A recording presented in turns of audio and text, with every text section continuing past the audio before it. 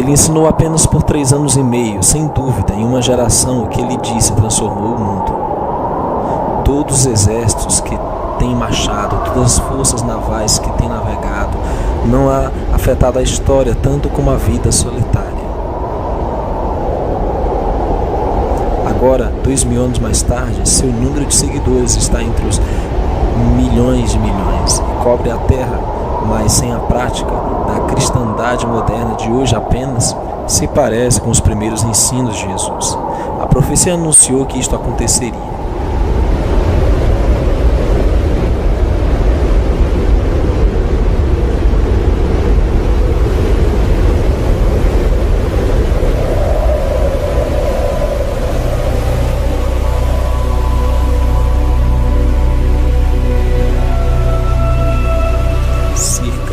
Ano de 91, prisão da ilha de Patmos.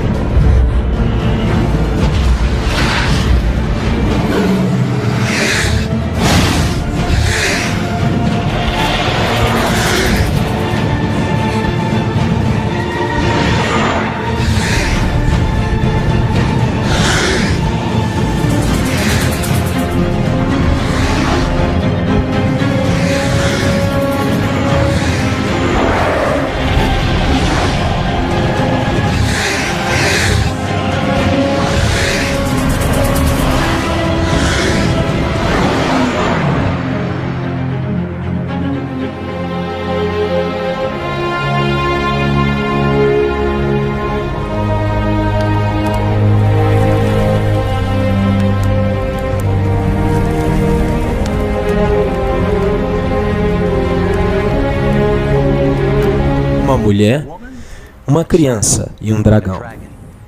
À primeira vista, isto pode parecer como os ingredientes para um conto aterrador de fadas. De fato, as cenas alarmantes que acabou de presenciar são parte de uma profecia verdadeira e poderosa dada ao apóstolo João, quase 2000 anos atrás. O que nos diz essa profecia encontrada em Apocalipse 12? Simboliza algum caso que aconteceu há milhares de anos atrás? Ou descreve as coisas que vão acontecer em um futuro próximo? E quem a mulher, o dragão e a criança representam? Junte-se a nós. Agora, enquanto investigamos um mundo que você nunca viu, como somos parte dele. Apocalipse, a noiva, a besta e Babilônia.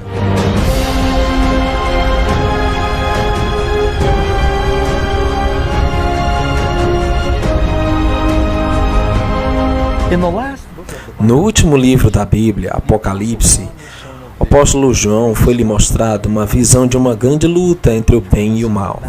É uma profecia de uma batalha que ha estado intensificante atrás da cena desde o começo dos tempos. Os segredos por detrás dessa profecia têm sido envoltos em mistério por séculos, até agora. Desde os reinos e governos, antes, ao redor do mundo, até mulheres e homens que se levantaram para lutar. Esta é a história do cristianismo. A busca da verdade e a fundação da fé de bilhões. E viu-se um grande sinal no céu, uma mulher vestida do sol, tendo a lua debaixo dos seus pés e uma coroa de 12 estrelas sobre a sua cabeça. E estava grávida, e com dores de parto, e gritava com ânsias de dar à luz. E o dragão parou diante da mulher que havia de dar à luz, para que, dando ela à luz, lhe tragasse o filho.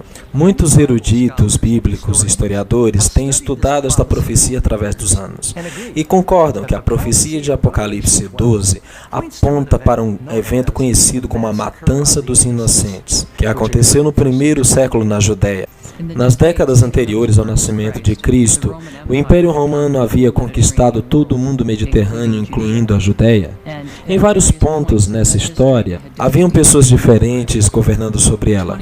20 anos antes que o Salvador nascera, você tem o rei Herodes, um rei cliente de Roma. E sabemos que temos documentos de fora da Bíblia que nos dizem que ele era muito cruel, capaz de matar seus próprios filhos. Ele era tão impiedoso que você não ia querer tê-lo ao seu lado. Herodes estava muito ansioso quando uma pequena delegação de homens sábios do Oriente vieram a Jerusalém anunciando sua busca pelo recém-nascido rei dos judeus. Por que Herodes iria se incomodar com isso? Porque aquele era o título de Herodes, concedido a ele pelo Império Romano Rei dos Judeus. E lhe perguntaram os astrólogos quanto tempo esta criança pode ter nascido, e determinaram que provavelmente haviam se passado 2 anos no máximo desde que a criança tinha nascido. E ele descobre dos fariseus e os saduceus onde exatamente o menino poderia nascer. E ele descobre que é em Belém e se preocupou em perder o seu trono.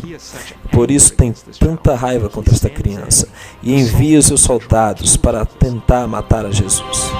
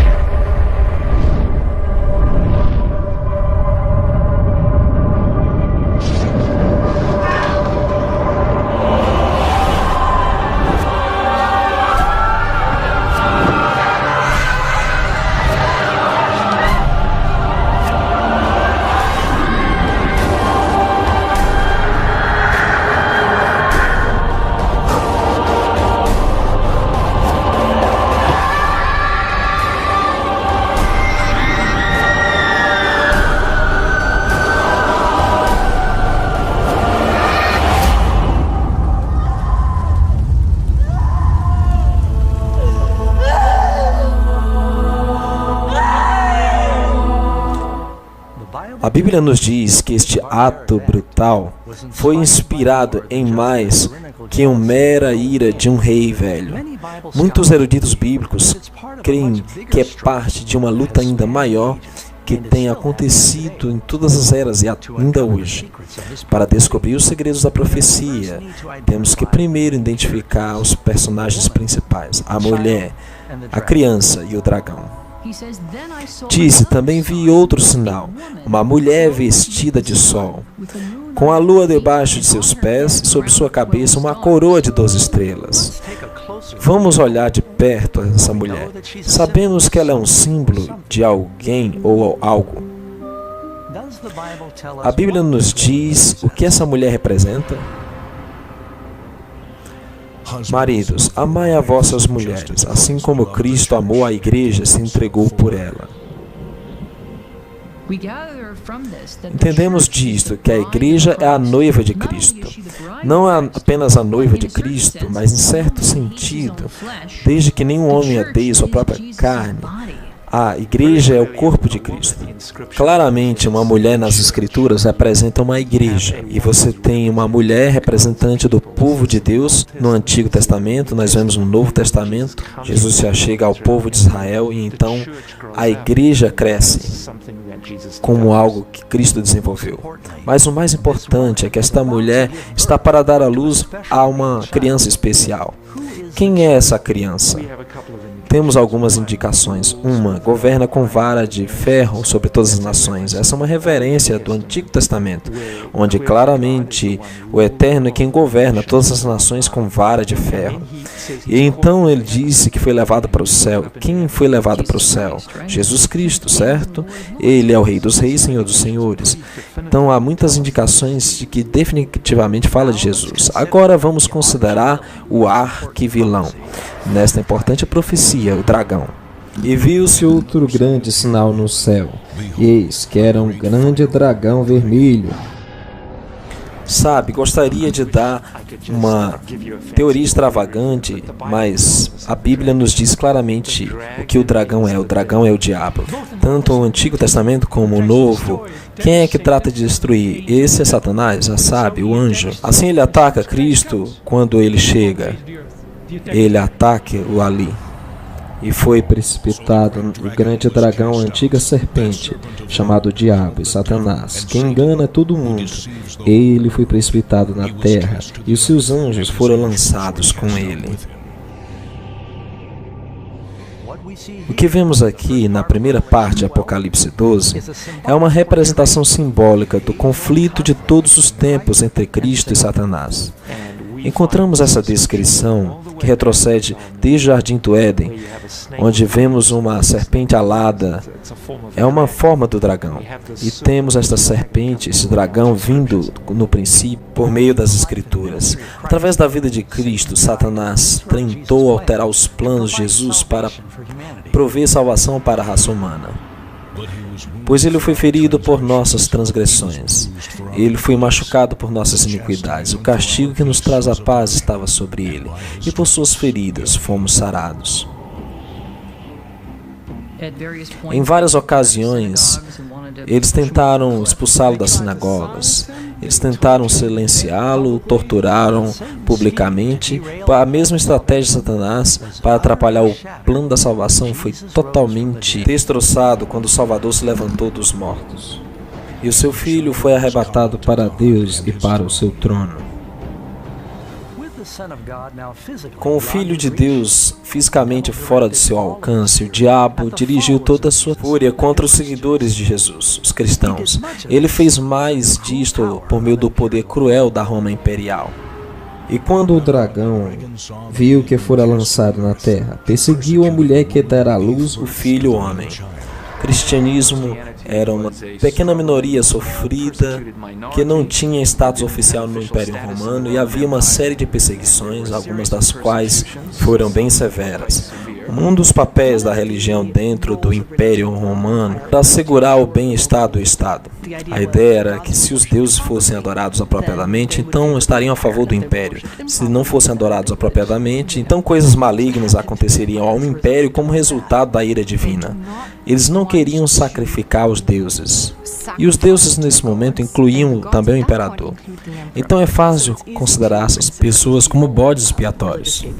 Basicamente, se algo vai mal é porque provavelmente tem cristãos ao redor que se recusam a dar aos deuses o que lhes corresponde.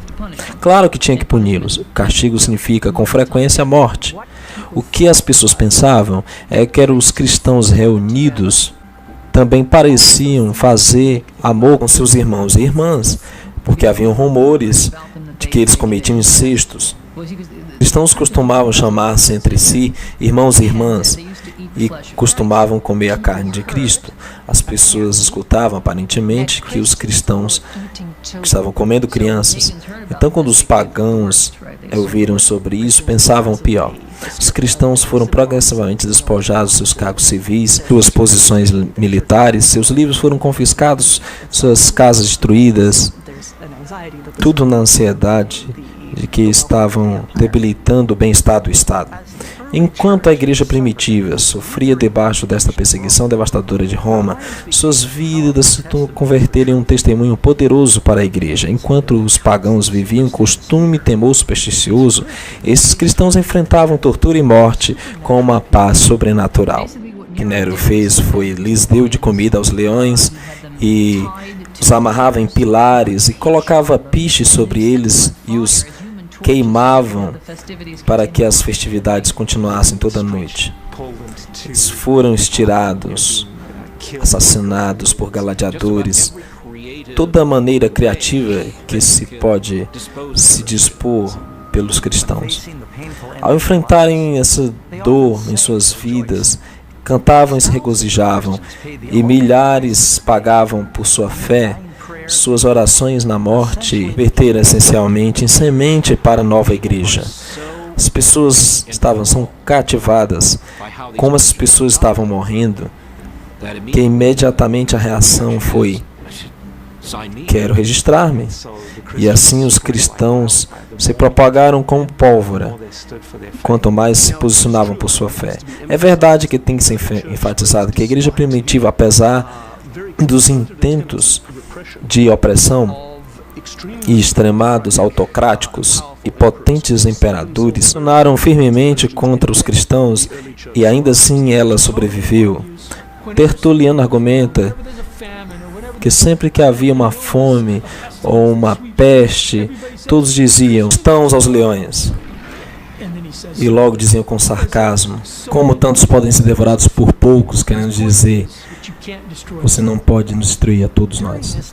Durante este tempo de crescimento exponencial, os cristãos em todo o Império Romano, literalmente, estiveram na clandestinidade. Esse labirinto de túneis e aposentos debaixo das cidades romanas se conhecem como catatumbas. Agora, é muito importante entender as catatumbas. Muitas pessoas pensavam que haviam cavernas naturais debaixo de Roma, e os cristãos simplesmente se enfiavam lá. As catatumbas, quase sem exceção, não são cavernas naturais, foram escavadas pelos cristãos. Então, os cristãos fizeram um completo labirinto subterrâneo, e todos os cultos eram mantidos lá, nas mesmas tumbas dos mártires. Em segundo lugar, é que mesmo sendo enterrados e os mortos é muito significante. Os cristãos creem numa ressurreição da carne. Hoje, claro, essa crença foi mudada durante os séculos do primeiro entendimento dos cristãos, que seriam ressuscitados e na precisa forma corporal. Portanto, optaram por enterrar seus mortos em vez de incinerá-los. Portanto, quando alguém os via enterrando seus mortos, especialmente em momentos em que havia intensas ondas de perseguição, era como dizer-lhes: venha investigar-me, já que posso ser um cristão. No ano 306 depois do Salvador, um novo imperador romano logo chegou ao poder. E as coisas começaram a mudar rapidamente. Constantino o Grande foi um militar capaz e um político astuto. Então, Constantino teve que ir contra uma série de guerras civis para atingir seu objetivo político de se converter em imperador, e esse objetivo não tinha nada a ver com o cristianismo. Vai desde a Gália, a atual França, de onde sua base de poder, para enfrentar seu rival, Magancio, na Itália. Constantino se mobiliza desde o norte e o Monte Piemonte, na Itália, a um largo campo, e ganha uma batalha atrás da outra. Enquanto marchava com seu exército, teve um sonho uma noite onde Deus veio até ele e lhe disse: te converterás em um cristão e colocarás este sinal em teu escudo e vencerás.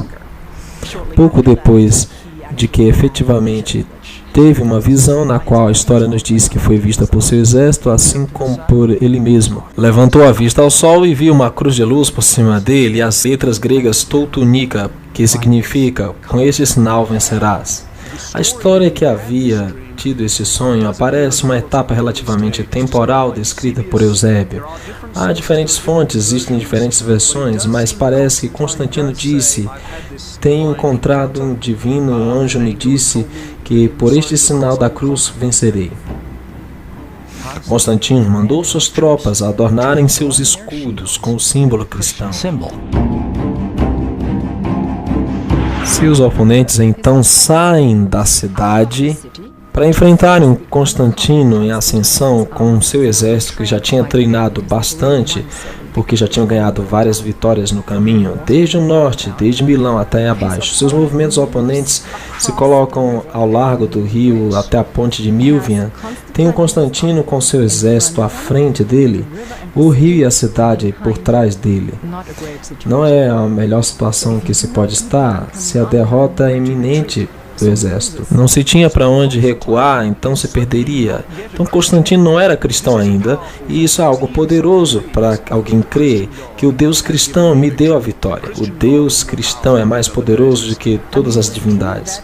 Quer dizer, claro que Constantino tornou os símbolos cristãos parte das normas imperiais, e que lutou com este símbolo e venceu. Assim, sendo um bom imperador romano, então pensaria assim: eu consegui o símbolo, estou no caminho certo. Então, se você é um pagão, ou simplesmente alguém que está confuso sobre religião, se alguém aqui tem esse choque de deidades, quem surgiu por cima era o Deus cristão. Pode concluir. Gradualmente, o sentimento nacional contra o cristianismo começou a inverter-se. Durante o reinado de Constantino, os cristãos passaram de uma seita perseguida abertamente a sustentar posições de influência nos tribunais e palácios de reis e governadores. Então, uma grande parte das elites, acostumadas a dirigir o show, automaticamente se converteram também. E os bispos locais, etc. Se tornar cristão não era grande coisa, porque a maioria deles criam em uma força superior, divina, que tinha diferentes representações. Se você quiser avançar no exército ou na força imperial, haviam todos os incentivos para se tornar cristão, porque todas as pessoas do topo eram cristãs. Então, se você quiser avançar na hierarquia do serviço militar, civil, ou simplesmente na corte, as pessoas se tornavam cristãs. Se torna muito atrativo porque o edito de Constantino de tolerância o torna assim. Constantino pode, por direito, reclamar o título de grande, pois ele mudou a história do mundo em um novo curso e tornou a cristandade, que até então tinha sofrido perseguição de sangue, a religião do Estado. Enquanto isso, as pessoas de todo o mundo, o Império Romano, entravam na igreja cristã e trouxeram consigo muitas de suas crenças e práticas pagãs. Agora que o cristianismo tinha ganhado o status de religião legal completa, então se torna atrativa, subsequentemente, nas próximas gerações, para um amplo número de pessoas da elite.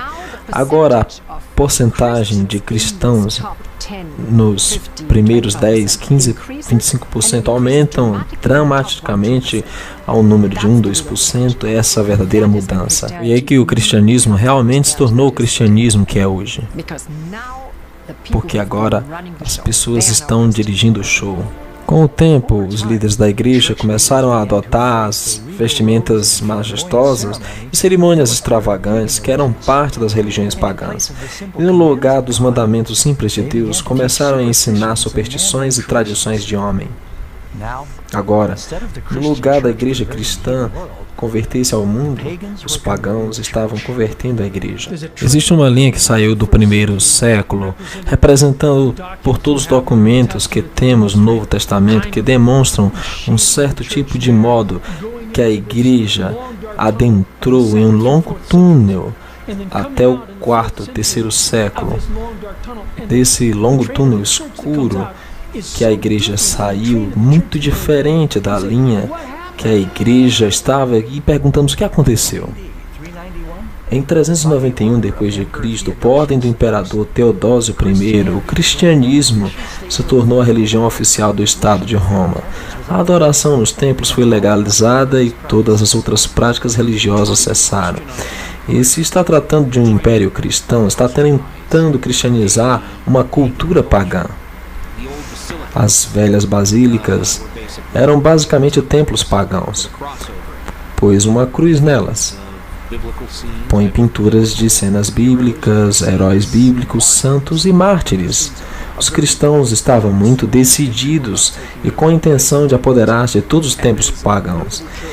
E existe um líder notável na igreja que, em um tratado que sobrevive, escreve uma refutação dos ataques pagãos contra o cristianismo e diz que parte de sua evidência está em seus próprios lugares de culto. Nos apoderamos deles e purificamos a idolatria, lugares onde o único verdadeiro Deus é adorado. Que evidência mais clara que todo o seu sistema é falso? Onde estão seus deuses se está permitindo que isso aconteça? Então os cristãos deliberadamente, de propósito, como estratégia, tomam não somente os lugares, mas as ideias dos rituais e como creem, os transformam em avançar a sua causa, difundindo o cristianismo. O que sabemos é que até a extensão pela qual creem que isto e dizem, bem, até que ponto é legítimo fazer isso e em que momento começamos a tomar outras ideias? A velocidade com que a igreja primitiva deslizou em apostasia te deixará sem reação. Enquanto milhões de pagãos rapidamente se uniram às igrejas, naturalmente relutantes em desfazer-se de seus tesouros idólatras, os romanos e os gregos estavam tão acostumados a estar circundados de símbolos de deidades que começaram a fazer o mesmo com o cristianismo. Muitos desses novos conversos apenas renomearam seus ídolos com nomes cristãos como Paulo, Maria e Pedro. Uma estátua de Júpiter se converteu na estátua de Pedro e sabemos que devido a um disco de sol que possui justo sobre sua cabeça indica que esse não é Pedro, mas uma estátua pagã que foi renomeada. Em vez de Rômulo e Rêmulo, ei, por que não os mártires? Dois grandes mártires, como Cosmo e Damião. As representações de Ísis, uma deusa originalmente egípcia, mas tinha se tornado muito já grega, se torna a representação de Maria levando seu filho. Você tem uma mãe e uma criança na tradição toda a história. Mitraísmo se tem na Babilônia, se tem até o tempo da Pérsia. Parece que Maria adquiriu algumas das características que estavam associadas com as outras deusas. Ela veste um manto azul, se coloca numa meia-lua. Ela é a mãe de todos os deuses. A Ísis carrega o seu filho Horus. É a imagem que obtém um novo nome e agora o nome é Maria levando o seu filho Jesus. Ou uma representação do deus Hermes é a mostrada como Cristo, o bom pastor. Esculápio é o modelo iconográfico para muitas das representações de Jesus. Um jovem Deus vibrante com cabelo encaracolado, uma barba pequena. Pronto, as estátuas dos santos, inclusive Jesus, começaram a adornar as igrejas. E mesmo que Deus proíba claramente a confecção de imagens nos 10 mandamentos, as pessoas começavam a venerá-los e confeccionar ídolos. Não farás para ti imagem de escultura, nem alguma coisa que exista nos céus ou abaixo na terra, nem nas águas debaixo da terra. Não te curvará perante elas, nem as adorarás. Relacionado com o último ponto entre a veneração de Maria, a mãe de Jesus, se bem que é certo que Maria foi uma mulher fiel e honrada por ser sua mãe, as Escrituras em nenhuma parte ensinam que deva ser divinizada ou adorada. Maria sempre havia sido importante na história cristã, mas por volta da Idade Média se tornou elevada quase a uma, olhando separadamente, uma divindade. A Virgem Maria se cria ser aquela que poderia falar pelos seres humanos culpados ao seu filho virtuoso, supremo, censurador e julgador. Uma imagem muito estranha, mas é assim que a arte religiosa do período o mostra. A Bíblia não venera Maria como um santo especial. A levanta como uma mulher maravilhosa, pura, usada por Deus para dar à luz ao Messias. Sem dúvida, o Concílio de Nicéia em 325, a igreja elevou a estatura de uma deusa e comediadora com Cristo. Inclusive, com o tempo, no quarto século, as igrejas estavam sendo dedicadas à Virgem Maria. Tristemente, esses não foram os únicos erros que entraram durante esse tempo. Na época apostólica, o batismo era uma cerimônia sagrada reservada apenas para aqueles com idade suficiente para tomar uma decisão racional por Cristo. Era um testemunho público de aceitação de Cristo e seu perdão. O batismo representa literalmente estar morto e enterrado a nossa velha vida de pecado e ressuscitado, nascer de novo para a nova vida em Cristo. E vem a ser, no curso dos séculos, como um direito de iniciação ao cristianismo. E começa a acontecer nas primeiras etapas da vida, está apenas ao final da infância e começa a estar pronto para fazer esse compromisso com a sua fé. A cerimônia do batismo era também realizada em um lago, um rio, onde a pessoa podia ser totalmente submergida, simbolizando que estava lavando completamente seus pecados. A prática do batismo foi pouco a pouco alterada pela igreja. Centenas de anos depois de Cristo, o derramamento de água, o gotejamento, foram apresentados como a forma mais cômoda de batismo.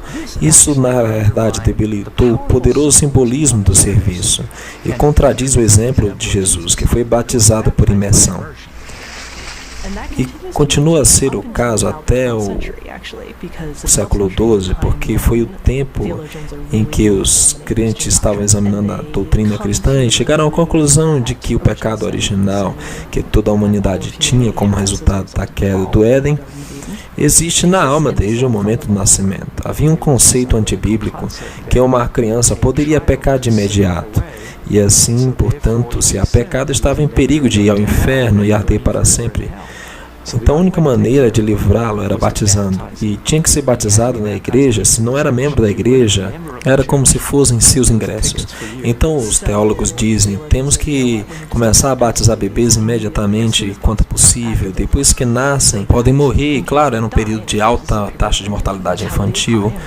Então eles podem entrar no céu. Outra verdade cristã que foi alterada pela influência pagã foi a ceia do Senhor. Jesus instituiu o serviço da ceia, também conhecido como Eucaristia por alguns, a ser uma cerimônia maravilhosa onde seus seguidores receberiam o vinho e comeriam o pão sem fermento. Estes símbolos do corpo e do sangue sem pecado de Cristo foram estabelecidos para ajudar os cristãos a se lembrarem do sacrifício e dos ensinos de Cristo. Sem dúvida, o rito mais importante dos últimos cristãos era a Eucaristia e a comunhão, como mais chamavam na missa. Homens e mulheres se reuniam e tomavam a ceia. Celebravam o que nós chamaríamos de ceia e tomavam o corpo e o sangue de Cristo. Mas, novamente, debaixo da influência de rituais pagãos, todo o culto foi mudado pelos líderes da igreja em uma cerimônia mística e um novo ritual de um vinho fermentado, e o sacerdote parecia ter poder de transformar o pão e o vinho em o verdadeiro sangue de Cristo. Esta é a transubstanciação, a ideia de que um sacerdote transforma a Eucaristia no corpo e no sangue de Cristo. E através da pronunciação da fórmula "Hoc est nium corpo meu", este é meu corpo, eram palavras poderosas consideradas terem a propriedade que, quando eram pronunciadas, Deus as transformava na natureza do pão e do vinho no corpo e sangue de um Cristo ressuscitado. Até o ponto onde mais tarde dizem, estamos criando um Deus, em falar as palavras da mistagogia. Em essência, o que ocorreu no altar era como o pão se convertia no corpo e o vinho se convertia no sangue, mas pareciam pão e vinho. Esta oferenda de sacrifício na Eucaristia, este sacrifício de louvor, esta comida de comunhão, transformaram não na memória do sacrifício, mas no próprio sacrifício, e está dando a salvação. Criam e ensinavam que na missa, Jesus Cristo, na pessoa do sacerdote, sacrificava a Cristo, a Deus o Pai, e assim ganhava o bem, ganhava um tanto de santidade, a qual a igreja pode então contar como benefícios essa missa. Porque as pessoas creem que ao celebrar uma missa, estavam fazendo algo bom que era oferecido a Deus. Havia uma justificação teológica para fazê-lo muitas e muitas vezes. Em 1415 d.C., no Concílio de Constança, líderes da igreja decretaram que somente os sacerdotes poderiam beber o vinho e que os leigos só receberiam o pão. Sem dúvida, a Bíblia claramente diz que quando Jesus estabeleceu a ceia, todos beberam dela. Cerca de 300 anos depois de Cristo, a igreja começou a desviar-se de outros dos 10 mandamentos, especificamente o 4º mandamento, que requer que nos lembremos do 7º dia como dia de repouso. Lembra-te do dia de sábado para o santificar. 6 dias trabalharás e farás toda a tua obra, mas o 7º dia é o sábado do Senhor teu Deus. No Império Romano, o judaísmo era uma religião antiga, e todas as religiões antigas eram respeitadas. Quando os judeus seguiram pelejando contra Roma, havia sido como uma espécie de guarda-chuva de segurança sobre o judaísmo, se tornou como um para-raios para a cristandade.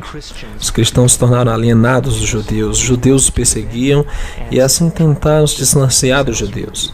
Os líderes da igreja começaram a desmerecer o 7º dia de descanso dos 10 mandamentos em preferência pelo mais popular domingo romano. Alguns cristãos erroneamente cometeram o erro que deviam jejuar no sábado, mas que podiam festejar no domingo, e é o que os pagãos faziam. Festejavam no domingo e jejuavam no sábado. Não é um conceito judeu. Os judeus jejuavam na sexta e festejavam no sábado. Por isso que alguns cristãos criam. Então, se você está jejuando um dia, festejando no próximo, você pode adivinhar qual é o dia mais popular. E Cristo ressuscitou no domingo, e há uma tendência muito natural para isso, marcar e celebrar. Uma terceira razão, e essa era a influência do culto ao sol que entra na igreja. Quando o culto ao sol começa a reaparecer na igreja, Constantino pode usar isso para levar a exaltação do domingo, o dia do sol, como o dia em que as pessoas devem adorar. Este afastamento gradual da lei de Deus durante os séculos, a maioria se surpreende quando ouve que a observância do domingo não tem fundamento na Bíblia. No ano 313, Constantino publicou o Edito de Milão, estabelecendo o domingo como dia de descanso. A lei dominical do imperador não teve nada a ver com o cristianismo. Na realidade, era para honrar o deus sol greco-romano chamado Hélio e Apolo.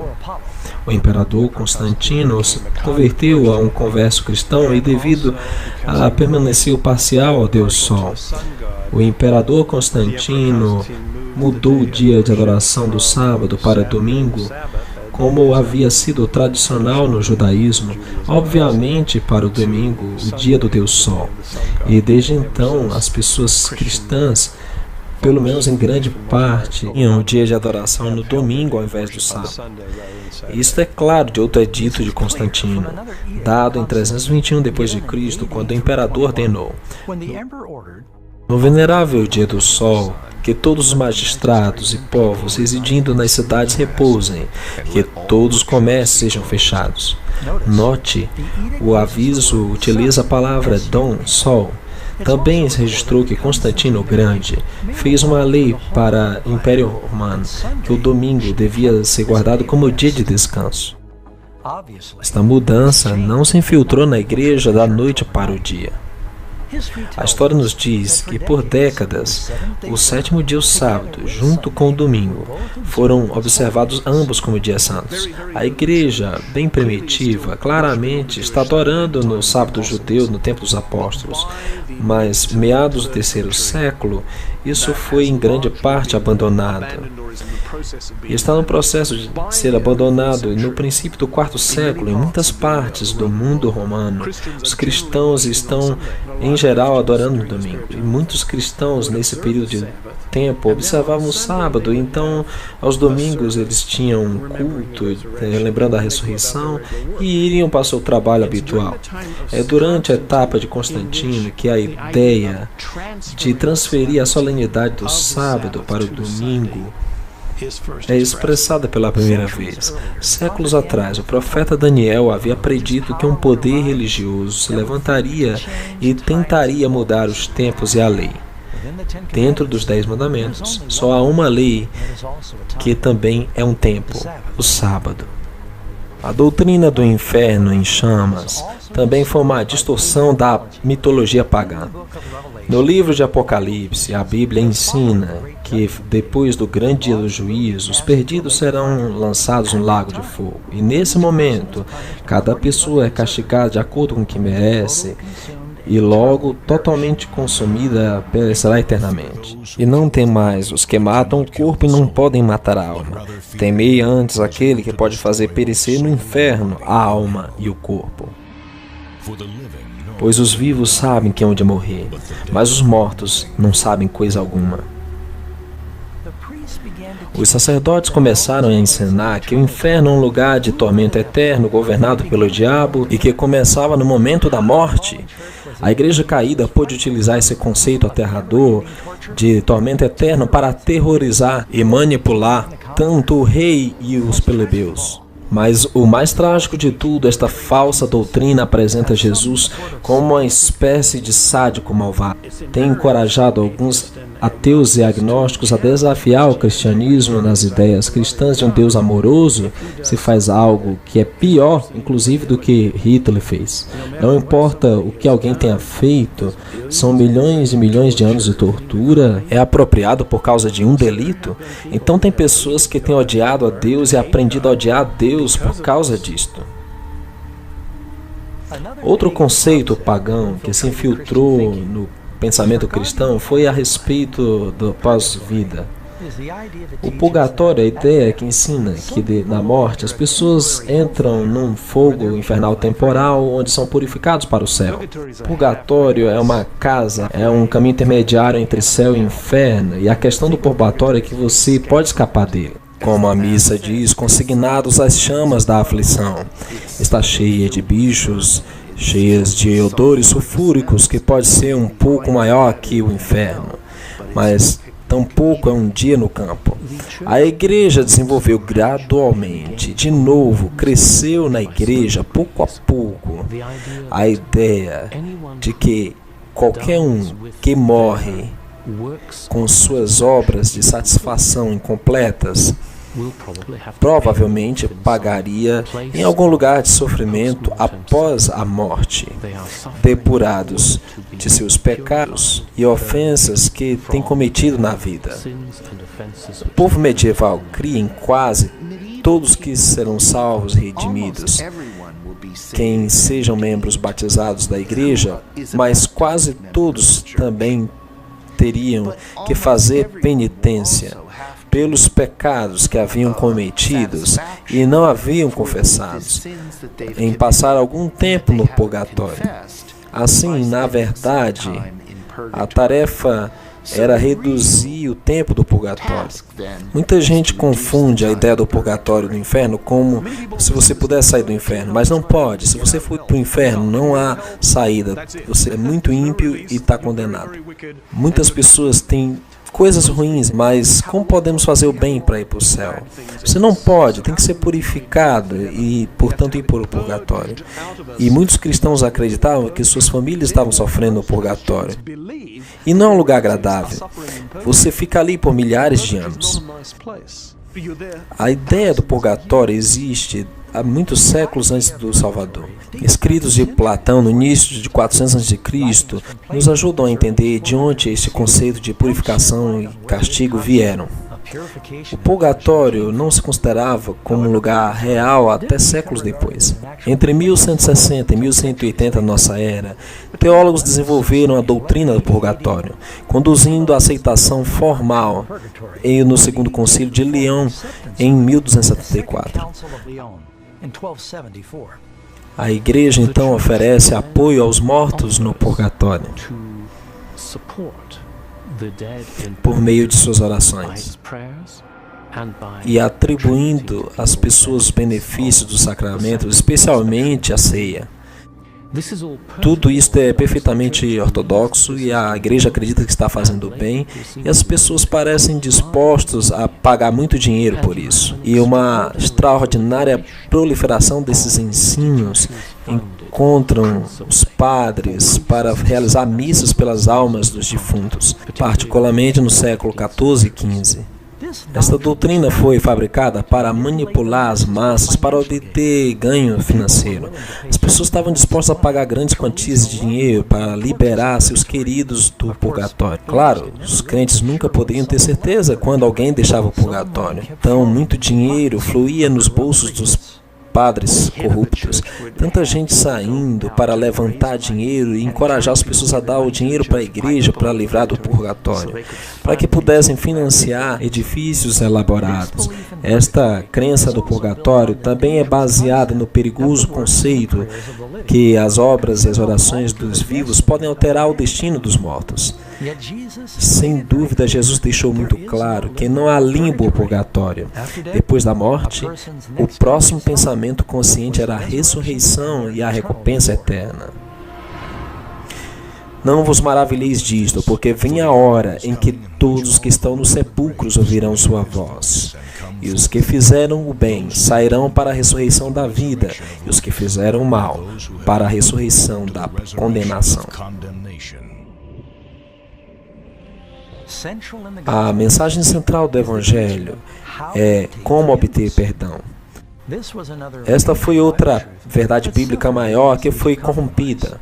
Era ensinado que se uma pessoa quer ser perdoada, ele ou ela devem primeiro confessar seus pecados a um padre, e que era chamado o sacramento da penitência, ou comumente conhecido como confissão. Então, para compensar a bondade insuficiente de nossas ações erradas, todos nós, como membros e clero, devemos todos confessar nossos pecados pelo menos uma vez por ano, de preferência a um sacerdote. Esse foi um desenvolvimento negativo em vários pontos. Em primeiro lugar, isso não é ensinado em nenhum lugar da Bíblia.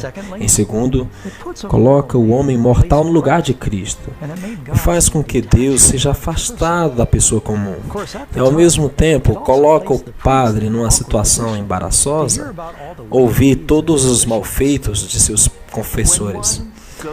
Quando alguém vai a um padre na Idade Média, realmente tem três coisas que são alcançadas por meio da confissão do pecado. Em primeiro lugar, você faz a confissão e o sacerdote concede a palavra de certeza de que seus pecados estão absolvidos para Deus.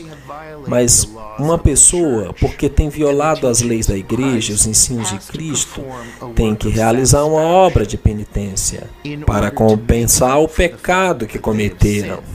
A Bíblia ensina que a humanidade não pode fazer nada para salvar-se. Por isso, Jesus veio a este mundo. As Escrituras ensinam que salvação depende inteiramente da nossa confiança em Deus pela misericórdia e graça, que não merecemos. É um dom magnífico que não pode ser ganho por nossos esforços ou boas obras. Mesmo a obediência vem por meio do dom da graça. A doutrina do Novo Testamento de salvação pela fé é amplamente ensinada e compreendida hoje. Mas durante as trevas da Idade Média, era mais fácil convencer as massas analfabetas que tinham que realizar boas obras para ganhar o favor de Deus. As pessoas eram ensinadas que se algum pecador tivesse esperança de apaziguar Deus, ele ou ela tinham que pagar grandes quantias de dinheiro, realizar atos piedosos ou fazer algumas peregrinações. Isso também incluía a tarefa de recitar algumas orações como requisito para obter perdão. 40 Aves Marias, 10 Pai Nossos, colocar uma moeda na coleta. Nas religiões pagãs do mundo, uma ideia de orações repetitivas não era nova. Se cria que podia apaziguar os deuses com constante ecoar de orações, como palavras mágicas. Jesus claramente nos advertiu contra essa forma de oração. E orando, não useis de vãs repetições, como os gentios, que pensam que por muito falarem serão ouvidos. Líderes corruptos da igreja sabiam que para manter um poder eterno sobre o povo de Deus, tinham de separá-los da única coisa que eles conheciam que poderiam expor seus enganos, as Sagradas Escrituras. A Bíblia não foi inicialmente retirada do povo. Era acessível, mas com o tempo, quando as pessoas viram as diferenças e desafiaram o clero, Então foi assim que, durante o passar do tempo, para não tornar disponível a Bíblia para o povo, apenas os sacerdotes podem interpretar as Escrituras, porque combinam a tradição com a Escritura, e algumas tradições interpretam as Escrituras, e alguém tinha que conhecer essa longa tradição como padre. Então as pessoas não poderiam ler as Escrituras. Então eles tinham que assegurar que as Escrituras seriam interpretadas de modo a se harmonizar com as tradições.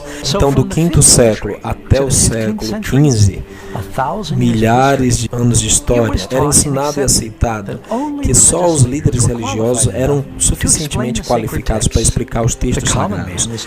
Era dito para as pessoas comuns que nunca podiam esperar entender as Escrituras sem a assistência de um sacerdote. Com este engano mortal, os leigos da igreja se manteram em trevas. Enquanto isso, a igreja visível, uma vez baluarte bíblico da verdade, tinha se degradado e corrompido, adornada com cerimônias espiritualistas. Não é de se estranhar que nesse período da história de deterioração política, econômica e espiritual, conhecido como a Idade das Trevas, é trágico como, apenas poucos séculos, a maravilhosa luz que havia brilhado e iluminado a noiva de Cristo tinha sido eclipsada por tradições pagãs. Agora, uma mulher muito diferente surgiu para ocupar seu lugar. E veio uma mulher assentada sobre uma besta de cor escarlata, que estava cheia de nomes blasfêmia, e tinha 7 cabeças e 10 chifres. A mulher estava vestida de púrpura e de escarlata, e adornada com ouro e pedras preciosas e pérolas, e tinha na sua mão um cálice de ouro cheio das abominações e da imundícia da sua prostituição. E na sua testa estava escrito o nome, Mistério, a Grande Babilônia, a mãe das prostituições e abominações da terra. E vi que a mulher estava embriagada do sangue dos santos e do sangue das testemunhas de Jesus. E vendo aí, eu maravilhei-me com grande admiração. Em Apocalipse capítulo 17, João vê uma mulher que ele descreve notavelmente diferente da mulher pura de Apocalipse 12. Quem é esta nova prostituta sanguinária? E que estranha besta ela está montada. Se você não estiver sentado, é melhor fazer isso. O que você vai ouvir é um pouco chocante. Só há um império, uma igreja, uma instituição que se harmoniza com o critério desta profecia, a Igreja Católica Romana. Isso não significa que todas as pessoas desta fé são más, insinceras ou perdidas. As pessoas católicas estão entre as mais nobres e realizado grandes benfeitos durante a história. É realmente sobre uma luta maior entre poderes espirituais e instituições combatendo sobre as verdades nas Escrituras. Agora precisamos retirar o véu e olhar com cuidado nos fatos. Em Apocalipse 17:1, observamos que esta mulher se senta sobre muitas águas. Felizmente, o anjo explica este símbolo no verso 15. E disse-me: as águas que viste, onde se assenta a prostituta, são povos e multidões e nações e línguas. Então, a mulher que reina sobre uma região densamente povoada. Você já deve ter ouvido a expressão, todos os caminhos levam a Roma. Durante o apogeu de seu governo, os romanos haviam construído uma rede com 50 mil milhas de estrada circulando todo o império. Exatamente quando o Império Romano começou a degradar-se, a Igreja de Roma estava ganhando força. De fato, a Igreja Católica, como se apressou a encher o vácuo que foi deixado pelo Império Romano, e em várias situações, por exemplo, no meio do V século, quando Átila estava cercando Roma com seu exército, o imperador não foi detê-lo, foi o Papa, o Bispo de Roma. Esse tipo de proeminência política como religiosa trata realmente de definir o papel do Papa. A profecia indica também que a mulher está montada em uma besta com 7 cabeças e 10 chifres. Obviamente, essas coisas são símbolos. Essa criatura claramente representa o mesmo monstro com 7 cabeças e 10 chifres que acabamos de ver em conflito com a noiva de Cristo no capítulo 12. É a mesma besta que o mundo está sendo obrigado a adorar no capítulo 13. Então, o que representam essas 7 cabeças e 10 chifres? As 7 cabeças são 7 montes sobre as quais se assenta a mulher. Os 10 chifres que vistes são 10 reis. Só há uma cidade em todo o mundo que se assenta em 7 colinas como esta cidade. É a cidade de Roma. Não há mais dúvida na mente do expositor que quando João está falando sobre esta mulher, está falando sobre Roma. Então você vê a conexão aqui. 7 cabeças, 7 montes. Você vai a Apocalipse 12, 7 cabeças, Apocalipse 13, fala das 7 cabeças. Há uma continuidade aqui. É dentro da cidade de Roma, chamada a cidade das 7 colinas, que a área inteira da propriedade do Estado do Vaticano se encontra atualmente. Só há uma igreja, que também é um país independente e tem poder político mundial, o Vaticano. Este país, com a menor população do mundo, foi estabelecido como um Estado independente com 109 hectares em Roma. Detrás dos muros da cidade do Vaticano, tem menos de 1.000 pessoas vivendo em um país pequeno, que é governado pelo Papa, que tem poder absoluto executivo, legislativo e judicial. Embaixadores de todo o mundo se reúnem com o Papa e seus representantes, buscando a influência e orientação deste poder religioso internacional. Até as Nações Unidas se reúnem para ser dirigidas pelo Papa. Quando o Império Romano no Ocidente caiu, seu território foi fragmentado em 10 divisões primárias. Os 10 chifres representam os 10 reis e reinos, dos quais Roma imperial foi finalmente dividida. Os 10 chifres são uma descrição de Roma, que nos leva a 10 pequenos reinos. Durante a história do catolicismo tem dominado muitos reinos. Então você tem a igreja que monta um poder político, porque a mulher monta a besta. Então por muitos séculos ela está no controle. E você tem uma união entre igreja e Estado. Os nomes de blasfêmia são também outro elemento chave para a profecia. Aponta diretamente para a Igreja Católica Romana. Sustentamos na terra o lugar do Deus Todo-Poderoso. Isso coloca o homem mortal na posição de Deus e finalmente exata definição da blasfêmia. Isso não se pretende questionar a sinceridade de um papa específico, mas a profecia está adereçando o ofício que ele ocupa e a instituição que o representa. A mulher também está vestida de cores únicas. Ela tem cores específicas que são mencionadas aqui. Não é a cor branca, mas agora cores que resultam em realeza e prostituição. Cores específicas que vemos adentrando na igreja histórica mais tarde. Cores dos padres que começaram na igreja. As cores não eram apenas as cores principais dos Césares romanos, mas de acordo com a enciclopédia católica, púrpura é a cor oficial dos bispos, e a escarlata para os cardeais. Além de púrpura e escarlata, vemos que esta prostituta ou igreja corrupta possui vastas riquezas minerais. Quando alguém considera seus tesouros inumeráveis, de ouro, pedras preciosas, a Igreja Católica é de longe a igreja mais rica da Terra. Cada ano, turistas vêm de todo o mundo para ver a brilhante opulência da Igreja Romana. Outra marca preocupante desta mulher se encontra no verso 6. Vi a mulher embriagada com o sangue dos santos e com o sangue dos testemunhas de Jesus. A história revela que a Igreja Romana foi o pior opressor dos cristãos e judeus através dos séculos. De fato, historiadores nos dizem que mais de 50 milhões de mártires foram vítimas da terrível Inquisição e perseguições da Igreja de Roma. Então, o que temos aqui é uma profecia que diz que a Igreja engajaria numa terrível perseguição. E é isso exatamente o que aconteceu.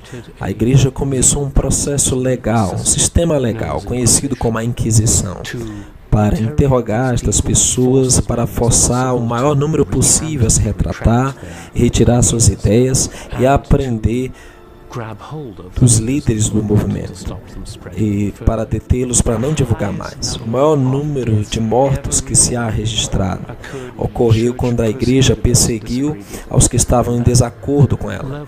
Esses níveis de repressão continuaram até a Idade Média. Então, esta mulher ou igreja é um poder perseguidor que oprime os verdadeiros seguidores de Cristo.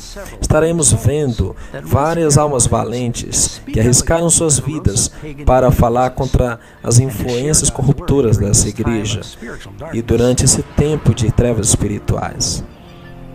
O povo que andava em trevas viu grande luz. E sobre os que habitavam na terra resplandeceu a luz. Vivendo em Lyon, na França, havia um jovem que alteraria o curso da história cristã. Pedro Valdo, bem conhecido como Valdez, um jovem comerciante muito rico e educado, teve uma experiência de transformação de vida. Um jovem amigo de Valdo morreu repentinamente. Percebendo a brevidade da vida e a vaidade dos tesouros terrenos, Valdo tomou uma decisão firme de deixar tudo por Cristo. Deu suas riquezas aos pobres, se tornou um pregador itinerante. Valdo ensinava que a Bíblia deveria ser entendida literalmente, livremente proclamava suas verdades na sua própria língua. Levou os crentes a viver uma vida de simplicidade, pobreza e, ao mesmo tempo, audazmente denunciou os excessos dos sacerdotes. Em torno de 1170 d.C., Valdo tinha reunido um grande número de seguidores, que eram chamados de os pobres de Lyon e valdenses. Pedro Valdo, de educação convencional, é o fundador dos valdenses, um grupo de pessoas crentes na Bíblia, vivendo na França e Itália. Ele era um católico leigo que se inspirou na pregação da igreja primitiva. Começou um grupo de pregadores que viajavam, os quais ensinariam o evangelho. Falava contra a transubstanciação da missa, coisa que alguns dos valdenses pareciam ir à missa e fazer seus próprios cultos também. Uma vez, oficialmente, os inquisidores certificados da Europa começaram a encontrar pessoas e começaram a chamar de valdenses, os seguidores de Valdez, por todas as partes. Então, espalhados pela Europa, poderiam ver essas pequenas células de comunidade, pessoas leigas iam às igrejas católicas a maior parte do ano, mas uma ou duas vezes por ano, talvez, eles tinham um grupo para viajar que chegavam aos pastores valdenses que chegavam a eles. Onde quer que ele ia, Pedro Valdo via gente com fome da verdade. Ele cria que havia uma fome na terra pela palavra de Deus. Então Valdo pagou um clérigo para assisti-lo na tradução do Novo Testamento no próprio vernáculo francês.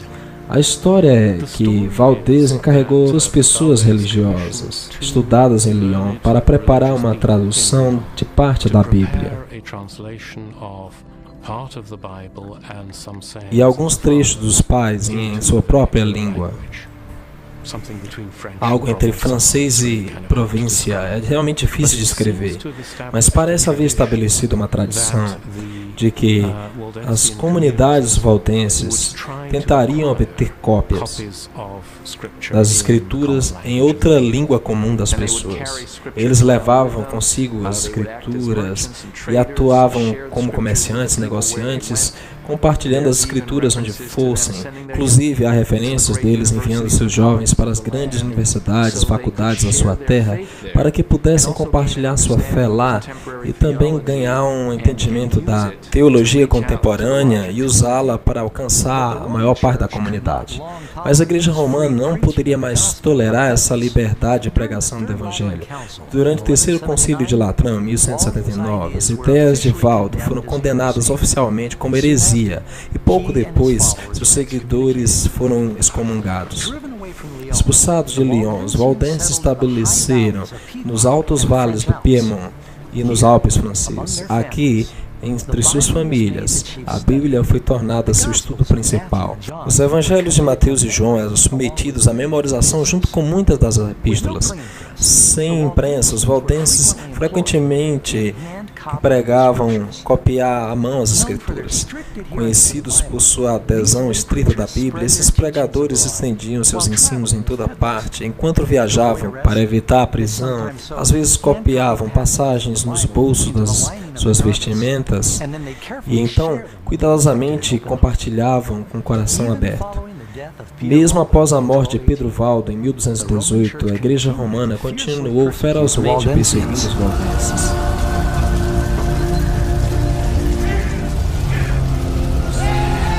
Por séculos, muitos foram julgados e condenados à morte em vários países europeus.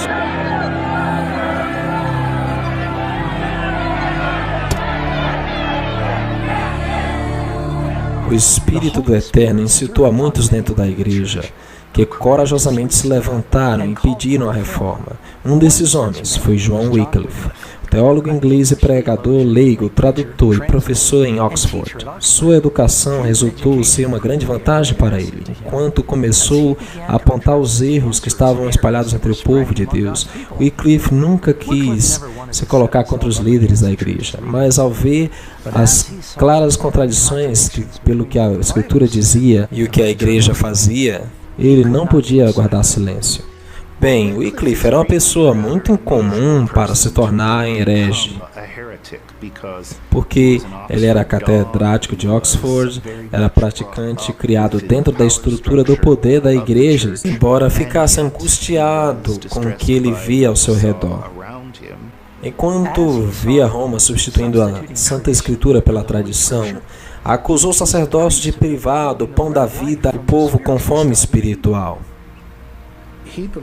Ele cria que a Bíblia era a única fonte de suprema autoridade e ordenou a tradução da Bíblia. Teve alguns seguidores chamados Lollardos que iam ao redor distribuindo a Escritura e pregando. Eles criam na leitura da Bíblia, aliam a Bíblia de Wycliffe e criam no mesmo tipo de simples piedade que os outros tinham defendido no início do século XII. Esse foi o maior dom que poderia dar ao povo comum. Nenhum documento tem modificado o curso da história, mais que a tradução da Bíblia em inglês. Ele apresentou algumas das verdades que o protestantismo depois traria, e, como acabou de sugerir, seus ensinamentos, apesar de séculos antes, estavam preparando o caminho para muita gente na Inglaterra aceitar a reforma quando chegasse. Wycliffe teve a audácia de declarar que a autoridade universal do Papa não era bíblica. Foi sobre estas condições que, em 22 de maio de 1377, o Papa Gregório XII condenou os escritos de John Wycliffe, indicando que seus ensinos eram perigosos para a Igreja e o Estado. Wycliffe continuou ensinando salvação somente por Cristo e as Escrituras eram infalíveis, em vez da Igreja Romana. Com o tempo, seus escritos e trabalho de reforma se estendiam como ondas sísmicas, influenciando milhões do povo de Deus. Podem ser lidas em qualquer lugar onde há escolásticos, teólogos que poderiam ter acesso. Eles viajavam para a Boêmia inspiraram John Huss também. E Huss compartilhou o ataque sobre a transubstanciação, sobre o poder clérigo e também com Wycliffe sobre a riqueza da igreja. Huss era o único menino pequeno quando faleceu Wycliffe. Pelas obras de Wycliffe tiveram grande impacto na sua vida. John Huss foi um pregador boêmio e também professor de universidade e capelão do rei. Ele foi confiado eventualmente com o cargo de pregador em uma capela pequena que acabara de ser fundada, a Capela de Belém. Com Wycliffe, John Huss pregou a escritura na língua do povo, uma prática que a igreja proibia em favor do idioma em latim. Ele pregava na língua do povo e os boêmios haviam tido a escritura em sua própria língua, e apesar dos concílios da igreja. E é por isso que ele entrou em contato com os ensinos de Wycliffe.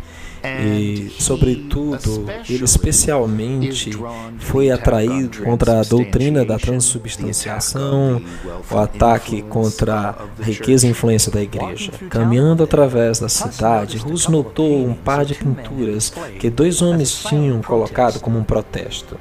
Cada uma das telas interpretava uma cena diferente. Em uma era a imagem do humilde Salvador, entrando em Jerusalém com seus discípulos cansados de viagem.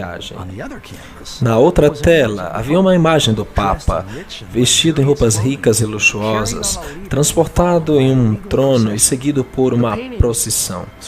As pinturas certamente apresentavam um contraste entre o Salvador que disse que as raposas têm seus covis, os passos seus ninhos, mas o Filho do Homem não tem onde reclinar sua cabeça, com o esplendor magnífico do Papa e seu séquito papal.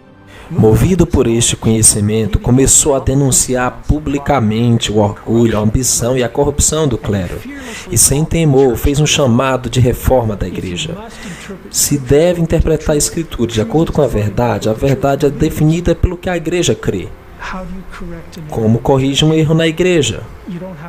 Não tem uma revisão dos erros. Não existe correção da igreja. E isso, creio, é o defeito fundamental que permitiu à igreja começar a equivocar-se e continuar errando. John Huss foi convidado a ir à Constança, na Alemanha, para defender sua crítica à igreja de Roma.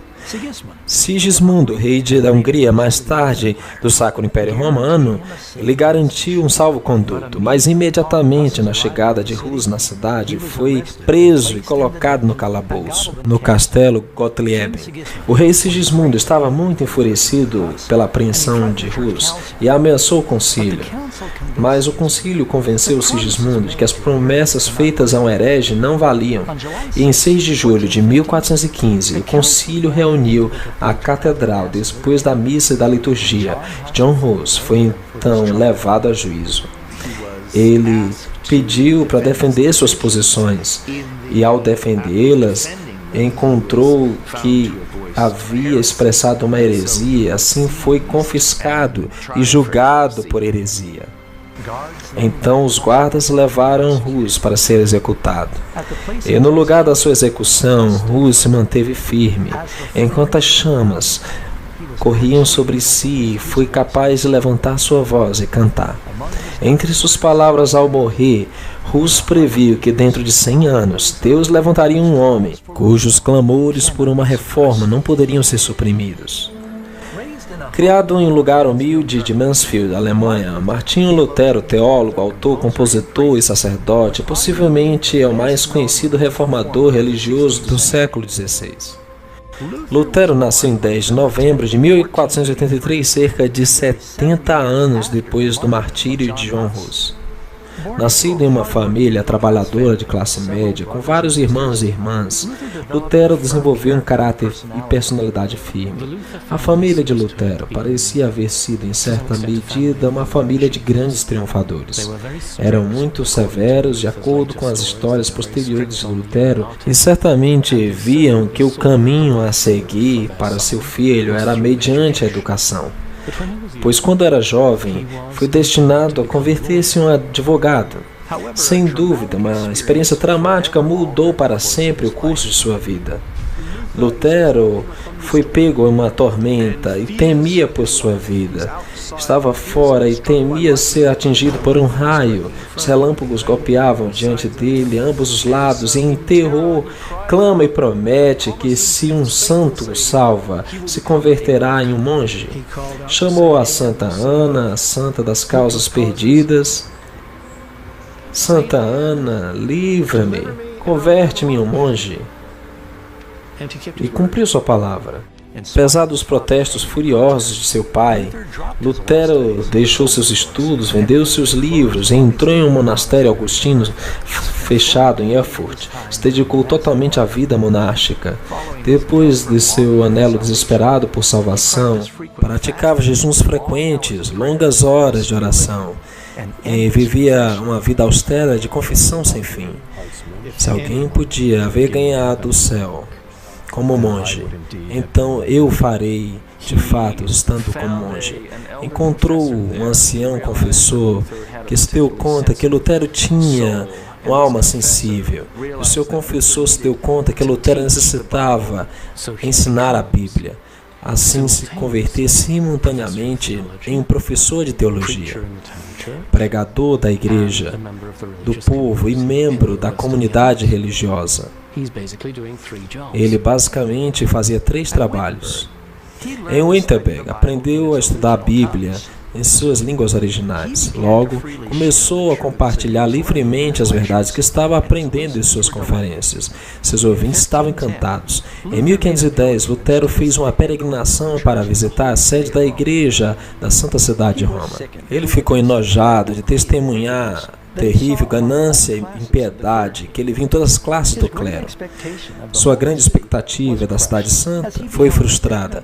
Enquanto contemplava o estilo de vida degradante dos monges e padres, isso estava em forte contraste com sua vida frugal na Alemanha. Mas a revelação mais inquietante estava por vir. Ele foi para Roma, estava subindo as escadas e ali houve uma voz, não necessariamente verbal, mas uma em sua cabeça: o justo viverá pela fé. E assim eu subi estas escadas de Pilatos, de joelhos, as quais devia ganhar algum tipo de, você sabe, garantia para não queimar-se no purgatório por tanto tempo, e de repente se deu conta: o que estou fazendo? A Bíblia diz que isso vem pela fé. E ele se levantou dos seus joelhos, e esse foi um movimento decisivo. Lutero finalmente entendeu a importância de confiar nos méritos de Cristo pelo perdão. Depois de regressar de Roma em 1512, Lutero foi recompensado com um doutorado de divindade na Universidade de Wittenberg. Começou a pregar valentemente que as pessoas não deveriam aceitar nenhuma doutrina a menos que viesse da Bíblia. Foi esse princípio da sola Escritura que se converteria no clamor da Batalha da Reforma. É uma série de 3 tratados em 1520 que apresenta o conceito que agora, desde que a tradição da igreja se tornou tão corrompida pela inovação humana, que a igreja somente deve seguir o testemunho das Escrituras. Este é o fio condutor da história que descreve a decadência da igreja, quando as pessoas perderam as Escrituras e a capacidade de ler as Escrituras por si mesmos. Havia uma barreira entre elas e Cristo, e logo começaram a se recuperar. Quando Martinho Lutero e seus colegas decidiram que as Escrituras eram a única autoridade, sola, tota, prima Escritura, e começaram a superar essa situação. Ao mesmo tempo, Roma estava cavando o solo para a construção da magnificente nova Basílica de São Pedro. A igreja enviou João Tetzel, um frei dominicano à Alemanha, para vender indulgências, para arrecadar fundos necessários para a catedral. A igreja crê não somente em seus serviços e ofertas podem ajudar os mortos, mas também que o chefe da igreja do Oeste, o Papa, pode, por tão grande abundância de acumulada graça que está na posse da igreja, a igreja pode declarar que há algumas penas para que depois que eles morrerem, simplesmente assim. E isso é chamado indulgência. A completa indulgência plenária absolvia uma pessoa de todos os pecados que haviam cometidos até aquele momento. E assim apressava, de acordo com o ensino da Igreja, por meio do purgatório, diretamente ao céu. Ao final da Idade Média, a Igreja tinha em sua cabeça o que poderia dizer das pessoas. Sim, você está disposto a fazer uma oferta para a Igreja. A Igreja te dará uma indulgência, na maneira de uma oferta para a saída de sua família, amigos, parentes, amados. E esse amado escapará das penas do purgatório, supostamente imediatamente. E isso se tornou, por volta do século XIV e XV, uma crença muito popular, e as pessoas imploravam pelas indulgências. Quando Lutero soube que seus membros estavam comprando indulgências, ele ficou indignado. Quando as pessoas chegaram a ele mostrando suas indulgências, ele se recusou a honrá-las. Lutero declarou que o que eles realmente precisavam fazer era sinceramente se arrepender e deixar seus pecados. Este foi o primeiro problema que forçou Lutero a batalhar contra sua própria amada Igreja. Em 31 de outubro de 1517, Lutero cravou seu famoso protesto nas portas da famosa Igreja de Todos os Santos em Wittenberg. O que são as 95 teses que famosamente foram pregadas no castelo da Igreja de Wittenberg? É um convite acadêmico para um debate. A nota de afirmação de 95 teses está basicamente dizendo: estou aqui fazendo propostas e são mais bem redatadas do que você pensa, porque estão bem debatidas. Vamos para uma disputa. As 95 teses é apenas uma série de 95 proposições sobre as quais ele pretendia empreender um debate na universidade. E esta é uma questão normal na prática acadêmica medieval. Então, Lutero estava realizando um exercício simplesmente acadêmico. Era como publicar um artigo hoje em uma revista. Como historiador, eu mesmo, às vezes, não estou realmente esperando que muita gente leia isso. Então, ele leva e prega na porta da igreja do castelo de Wittenberg, porque é o lugar tradicional para publicar convites para uma disputa. Então, ele não estava realmente esperando que isso fosse dar em alguma coisa. E isso chamou a atenção de muitas pessoas, incluindo os papas. No que dizia respeito a Lutero, ele não estava promovendo algo que a igreja fosse hostil. Ele cria que estava promovendo algo que a igreja receberia. De fato, se voltarmos aos primeiros pais da igreja, incluindo Agostinho, pode-se encontrar muitas coisas nos seus escritos que estavam de acordo com as ideias de Lutero. Então, Lutero, na verdade, esperava que as pessoas dissessem: "Oh, genial, obrigado por postar isso", o qual talvez foi um pouco ingênuo, e é isso que se espera de um acadêmico. Mas Lutero não esperava que estivesse tratando de criar um outro movimento. Pelo contrário, mas na verdade é que a igreja não recebeu muitas das coisas que Lutero tinha a dizer. E saiu uma bula papal, significando um tipo de declaração, condenando Lutero e seus escritos, e dizendo que deveria ser submetido a chamas. A bula foi entregue em Wittenberg, e no lugar de submeter aos escritos às chamas, Lutero teve uma grande reunião em Wittenberg e submeteu a bula às chamas. E houve uma queima desta bula papal e, claro, foi uma pedrada, certo? Um desafio enviado como resposta. Então Lutero disse: bem, se eles me condenam, eu vou condenar vocês, porque essa é uma questão sobre a verdade. A igreja está condenando verdades bíblicas, então a igreja deve ser, na verdade, um anticristo. Então, é claro, quando você chama alguém de anticristo, é difícil ter um consenso e voltar atrás. Então, o imperador alemão organizou uma audiência e todos os príncipes e sacerdotes importantes se reuniram para uma junta histórica em um lugar chamado Gusanos. Ali havia representantes de todos os diferentes príncipes, nobres e cidadãos livres do império. E Lutero vai crendo que tem a oportunidade de debater. E a igreja sabe que Lutero é um debatedor brilhante, a igreja não quer lhe dar muita chance. Ele foi levado perante o grupo e lhe mostraram uma pilha de livros e lhe fizeram duas perguntas. Estes são os seus livros? E você vai se retratar? Você vai retirar os ensinos que você fez neles. E ele não respondeu imediatamente. Ele disse, bem, são meus livros, mas há muitas coisas escritas ali e preciso de algum tempo para pensar. Ele quase perdeu a paciência, mas finalmente ele no dia seguinte retorna e começa a jogar com palavras. São suas obras, se arrepende, ele diz, você me pede para retratar todas as minhas obras?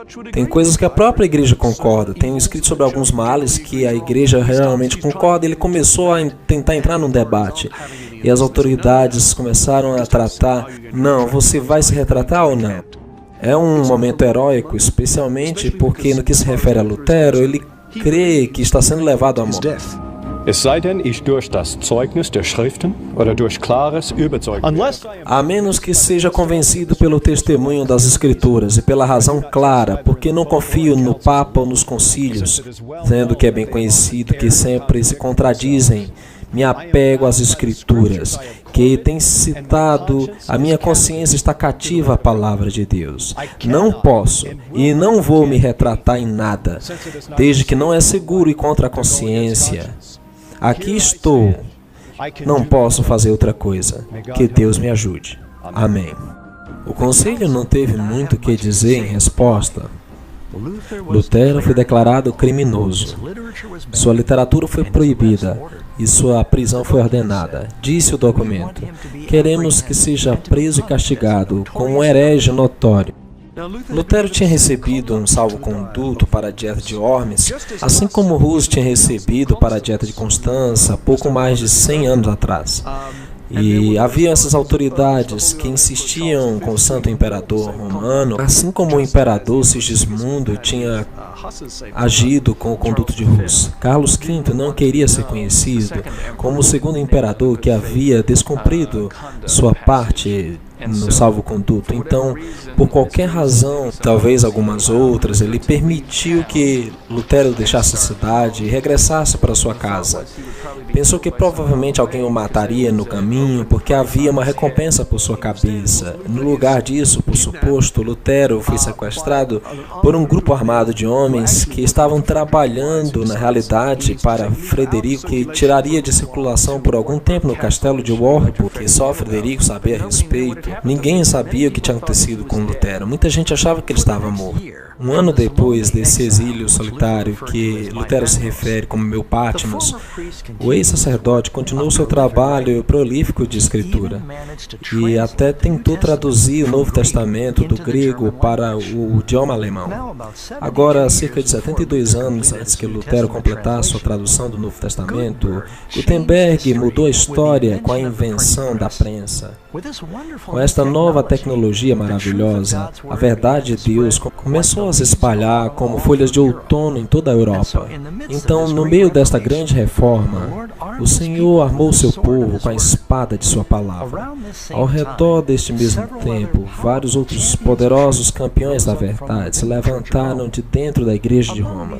Entre estes homens bravos, valentes, chamados a regressar às Escrituras, estiveram Philippe Melanchthon, Tyndale, John Calvino e John Knox, com o nome de alguns poucos. Enquanto os reformadores pregavam e a imprensa imprimia, as grandes massas aprendiam a palavra de Deus. Gradualmente, a luz da verdade começou a dissolver as cadeias de erro e superstição que haviam atado as pessoas por séculos. Como um sopro de ar fresco da primavera, a Europa experimentou um renascimento religioso. E conhecereis a verdade, e a verdade vos libertará. O livro de Apocalipse também prediz que nos últimos dias o dragão, Satanás, uma vez mais intensificará suas forças para perseguir a igreja de Deus. Se identificam como os que guardam os mandamentos de Deus e têm o testemunho de Jesus. O Apocalipse nos adverte que nos últimos dias haverá uma falsificação da igreja verdadeira que corrompe a verdade das Escrituras. Jesus adverte que enganará o mundo inteiro. Pois se levantarão falsos cristos e falsos profetas, fazendo grandes sinais e maravilhas para enganar, se possível, os próprios eleitos. Pouco depois deste último engano, Cristo voltará e virá para uma igreja que tem sido purificada de todas as falsas tradições e paganismo. Será uma igreja que exige um assim diz o Senhor para cada doutrina que sustém. Jesus também disse que quando regressar, seu mundo estará absorvido em egoísmo, violência e rebelião. E ouvireis de guerras e rumores de guerras, porque se levantará nação contra nação, e haverá pestes, fomes e terremotos. O amor de muitos se esfriará, e então virá o fim. Esta guerra espiritual tem sido propagada ao longo dos séculos. Está claro que esta profecia está se cumprindo rapidamente. Enquanto esta batalha se intensifica, todos nós enfrentamos uma escolha. Escolhei hoje a quem servireis. Amigos, acabamos de ver como a gloriosa luz da verdade do Eterno foi distorcida através da influência da mitologia. Também vemos como os primeiros cristãos foram seduzidos gradualmente para adotarem rituais pagãos e tradições no lugar da verdade bíblica. Mas logo o Eterno levantou homens e mulheres para resistirem aos erros de um império inteiro. A história agora se repete. Logo, todos se unirão à noiva de Cristo ou seguirão a besta de Babilônia. Qual será a sua posição? A Bíblia é clara. A evidência é irrefutável. A decisão é finalmente sua.